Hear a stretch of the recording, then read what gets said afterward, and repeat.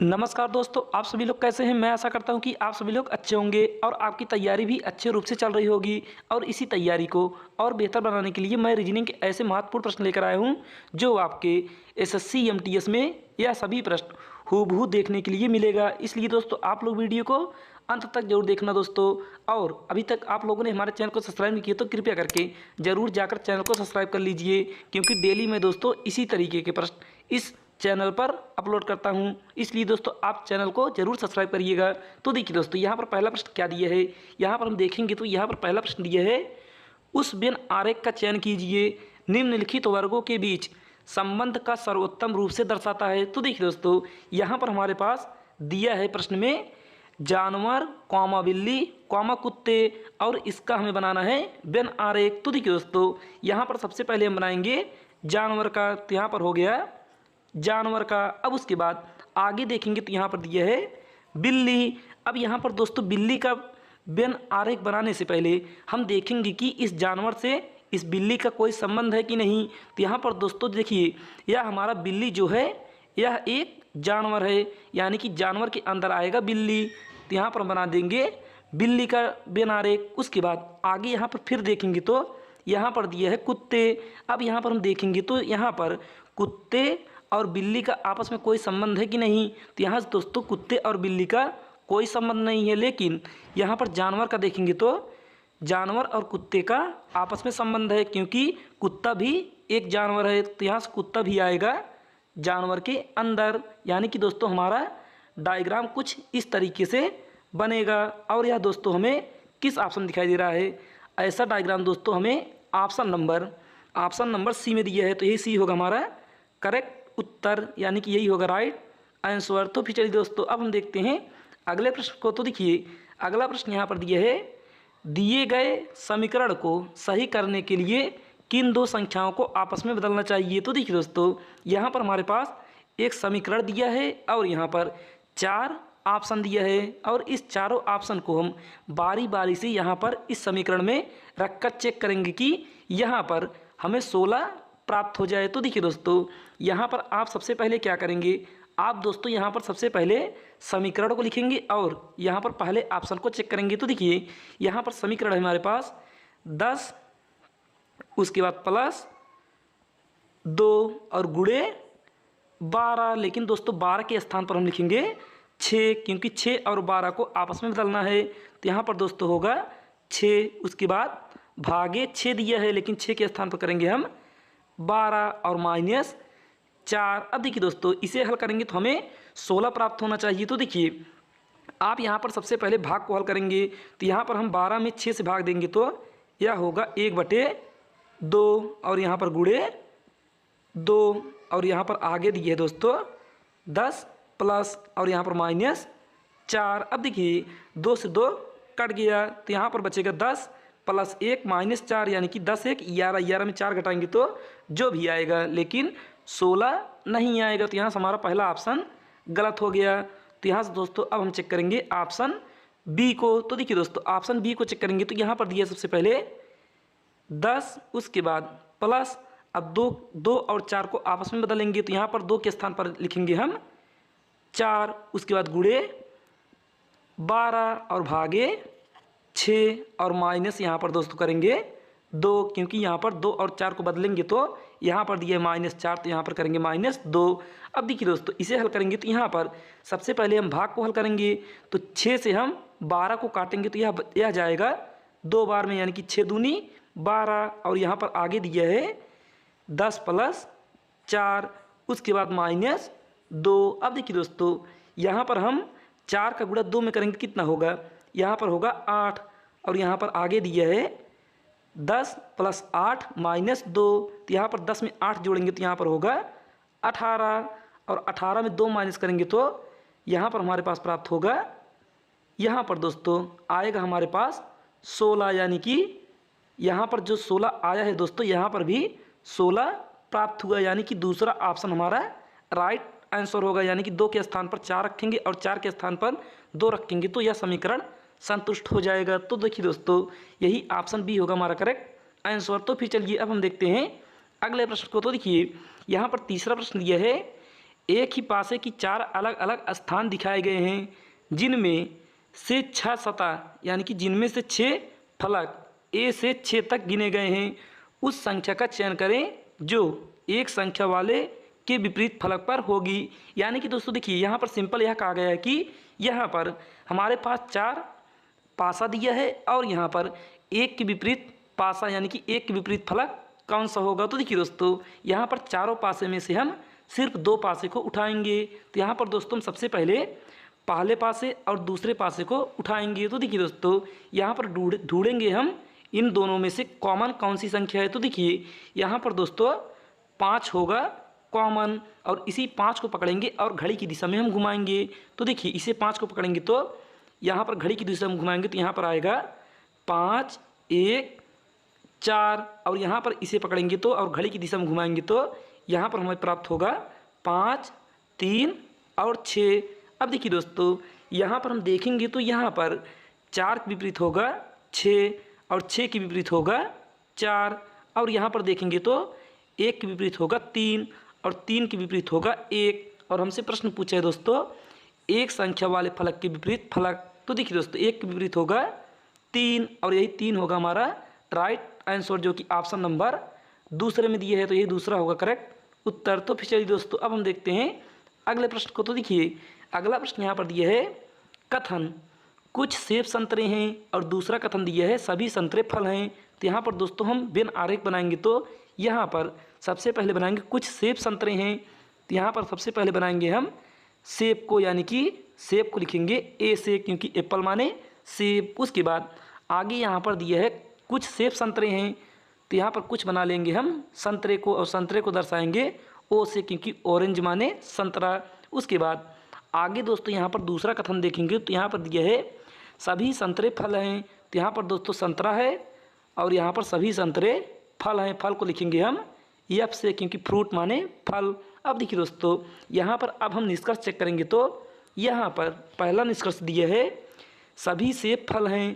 तो यहाँ पर दोस्तों सभी सेब यानी कि एप्पल यहाँ पर है और फल हमारा यहाँ पर है यानी कि यहाँ से कुछ भाग होगा सेब का। तो यहाँ से हमारा पहला निष्कर्ष गलत हो गया। अब हम दूसरा निष्कर्ष चेक करेंगे तो यहाँ पर दिया है कुछ फल संतरे हैं। तो यहाँ पर दोस्तों यह हो गया हमारा फल और यह हो गया बीच में संतरा यानी कि कुछ फल संतरे हैं। तो यहाँ से हमारा दूसरा निष्कर्ष सही हो गया। तो यहाँ से दोस्तों हम ऑप्शन चेक करेंगे तो ऑप्शन हमारा कौन सा सही होगा। ऑप्शन दोस्तों यहाँ पर हमारा ऑप्शन दूसरा होगा करेक्ट आंसर यानी कि केवल निष्कर्ष 2 अनुसरण करता है। तो यही ऑप्शन दूसरा होगा करेक्ट उत्तर। तो फिर चलिए दोस्तों अब हम देखते हैं प्रश्न संख्या 5 को। तो देखिए दोस्तों यहाँ पर 5वां प्रश्न दिया है हमारे पास एक विशिष्ट कूट भाषा में यदि ACTOR को DFWRU के रूप में कूटबद्ध किया जाता है तो उस भाषा में DANCE को कैसे कूटबद्ध किया जाएगा।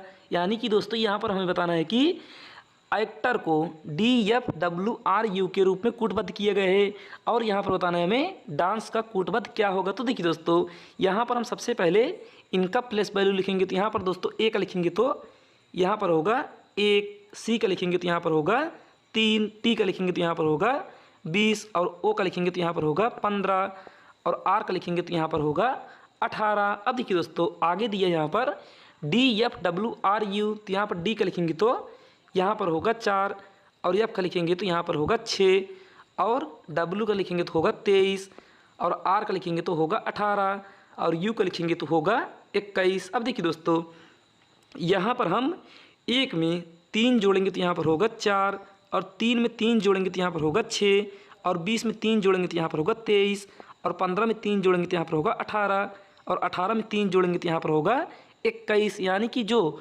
हमारे पास शब्द दिया है और जो कूट भाषा दिया है इसमें 3 जोड़ने पर वही कूट भाषा यानी कि कूटबद्ध शब्द हमें प्राप्त होगा। तो देखिए दोस्तों यहाँ पर हम अगले वाले शब्द में 3 प्लस करेंगे। तो देखिए यहाँ पर दिया DANCE तो यहाँ पर दोस्तों डी का लिखेंगे तो यहाँ पर होगा 4, ए का लिखेंगे तो होगा 1, एन का लिखेंगे तो होगा 14, सी का लिखेंगे तो होगा 3 और ई का लिखेंगे तो होगा 5। अब देखिए दोस्तों 4 में हम 3 जोड़ेंगे कितना आएगा 4 में 3 जोड़ेंगे तो यहाँ पर होगा 7, 1 में 3 जोड़ेंगे तो यहाँ पर होगा 4, और 14 में 3 जोड़ेंगे तो यहाँ पर होगा 17, और 3 में 3 जोड़ेंगे तो यहाँ पर होगा 6, और 5 में 3 जोड़ेंगे तो यहाँ पर होगा 8। अब देखिए दोस्तों, इसका प्लेस वैल्यू लिखेंगे कितना होगा। 7 का होगा जी, और 4 का होगा डी, 17 का होगा क्यू, और 6 का होगा एफ, और 8 का होगा एच। यानी कि दोस्तों यहाँ पर आएगा हमारे पास G D Q F H, जो कि ऑप्शन नंबर सी में दिया है। ये सी होगा हमारा राइट आंसर, क्योंकि यहाँ पर दिया है जी डी क्यू एफ एच, तो यही होगा हमारा करेक्ट उत्तर। तो फिर चलिए दोस्तों,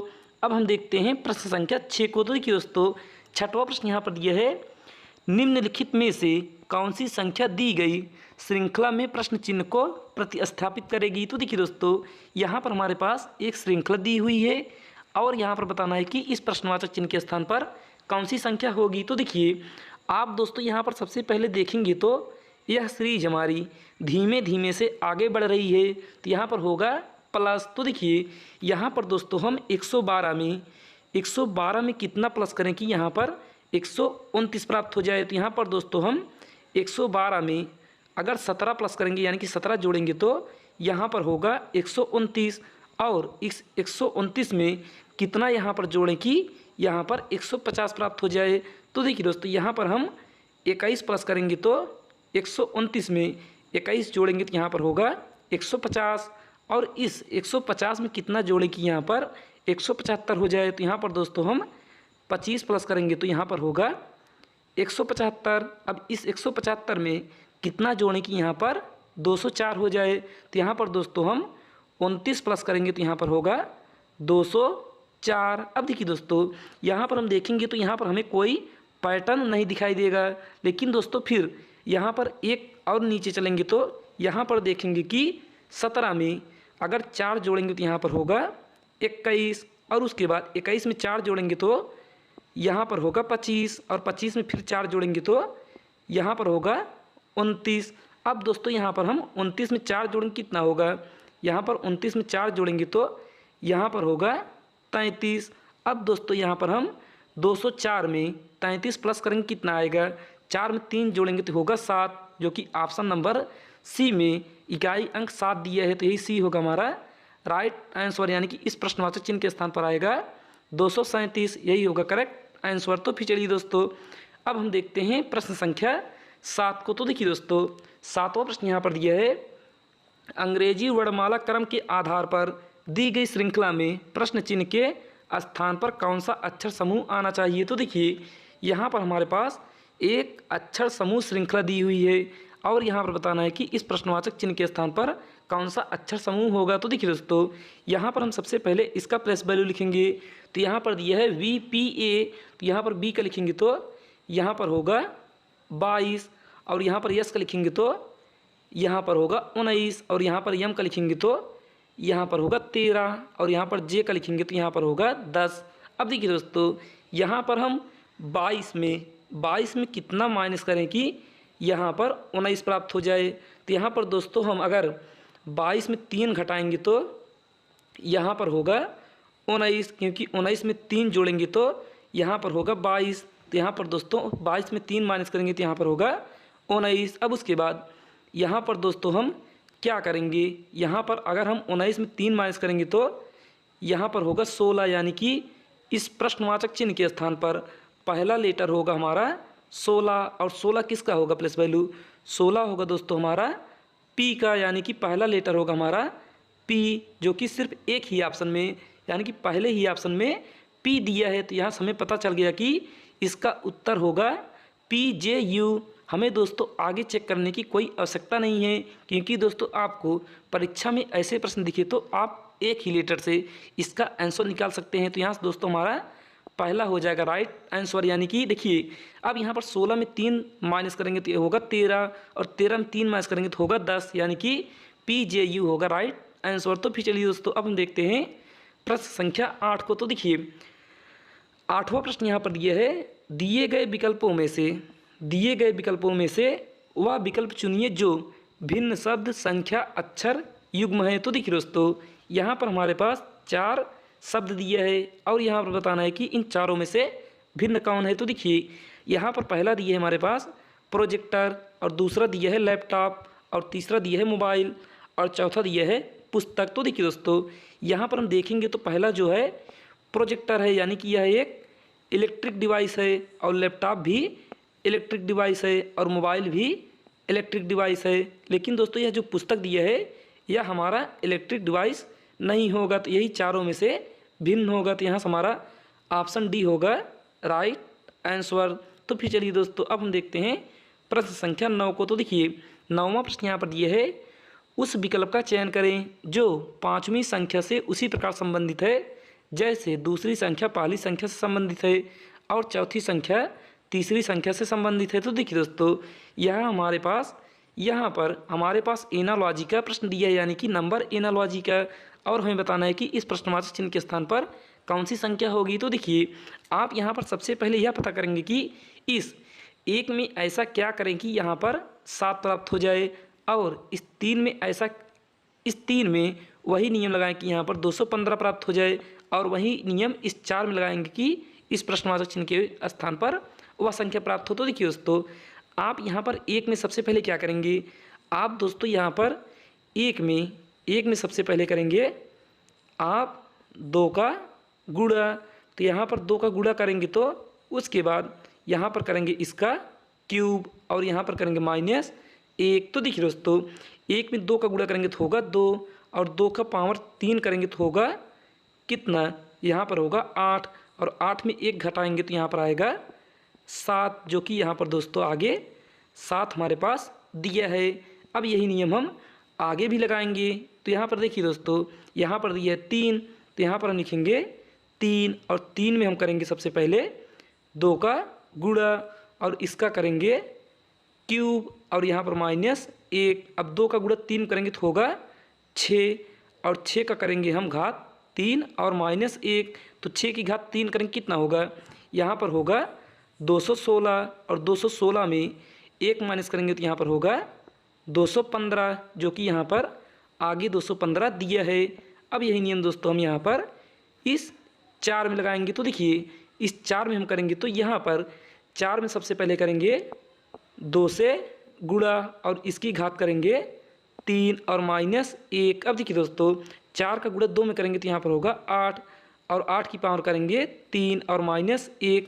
अब देखिए, 8 का गुणा अगर 3 बार करेंगे तो कितना होगा, यहाँ पर दोस्तों होगा हमारे पास 8 का गुणा 3 बार करेंगे तो यहाँ पर होगा 512, और 512 में 1 माइनस करेंगे तो यहाँ पर होगा 511, यानी कि इस प्रश्नवाचक चिन्ह के स्थान पर आएगा दोस्तों 511, जो कि ऑप्शन नंबर ए में दिए है। तो यही होगा करेक्ट आंसर। तो फिर चलिए दोस्तों, अब हम देखते हैं प्रश्न संख्या 10 को। तो देखिए 10वां प्रश्न यहाँ पर दिया है, यदि प्लस का अर्थ गुणा है, गुणा का अर्थ माइनस यानी कि घटाव है, और माइनस का अर्थ भाग है, और भाग का अर्थ जोड़ है, तो निम्नलिखित समीकरण में प्रश्नवाचक चिन्ह के स्थान पर क्या आएगा। तो देखिए दोस्तों, यहाँ पर हमारे पास दिया है 150 - 5 + 3 भागे 23 × 3 बराबर प्रश्नवाचक चिन्ह, और हमें बताना है कि इस प्रश्नवाचक चिन्ह के स्थान पर कौन सी संख्या होगी। तो देखिए, आप यहाँ पर सबसे पहले लिखेंगे 150, अब यहाँ पर माइनस के स्थान पर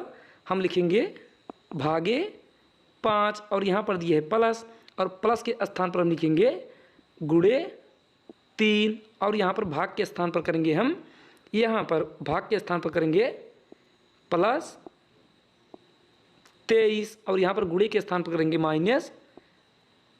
अब देखिए दोस्तों, इसे हल करेंगे कितना आएगा, यहाँ पर हम 5 काटेंगे 150 को, तो यह कितनी बार जाएगा, यह जाएगा 30 बार में। उसके बाद यहाँ पर गुणे 3, और यहाँ पर +23, और यहाँ पर -3। अब देखिए दोस्तों, यहाँ पर 30 में 3 का गुणा करेंगे तो यहाँ पर होगा 90, और यहाँ +23 और -3। अब देखिए, 23 में 3 माइनस करेंगे तो यहाँ पर होगा 20, और 20 में 90 जोड़ेंगे तो यहाँ पर होगा 110, और 110 हमारे ऑप्शन नंबर डी में दिया है, यानी कि इस प्रश्नवाचक चिन्ह के स्थान पर होगा 110, यही होगा करेक्ट उत्तर। तो फिर चलिए दोस्तों, वीडियो अच्छी लगी तो वीडियो को जरूर एक लाइक करिएगा, और चैनल को सब्सक्राइब जरूर कर लीजिएगा ऐसे ही प्रश्न डेली पाने के लिए। आज के लिए बस इतना ही दोस्तों, धन्यवाद।